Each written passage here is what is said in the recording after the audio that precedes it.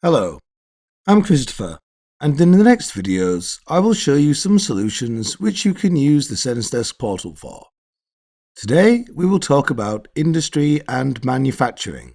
As you may know, industry and manufacturing is a very complex place where you have to control a lot of things, with a lot of companies using very expensive machines and robots. Here we have a CNC machine and a packing machine.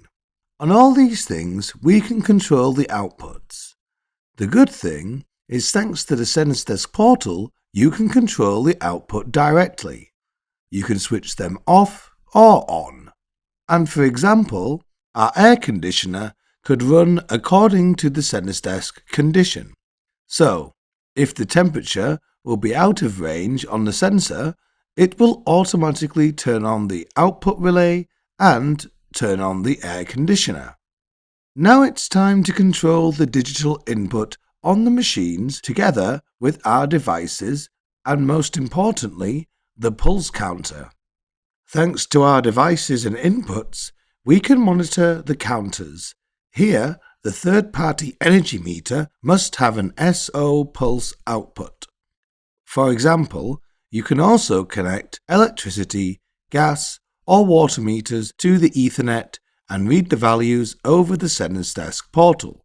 What is also very important is to be sure that our machines are working properly. As we can see, we don't have any alarms, so our machines are working correctly. But it looks like our packing machine is overheated because our temperature is out of range.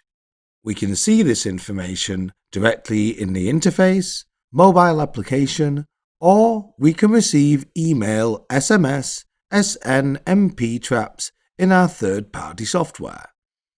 Do you know all the SensDesk portal features? You can see it here, or you can visit the SensDesk portal and try out a demo account for yourself. Thank you for your attention, and I look forward to seeing you in the next video.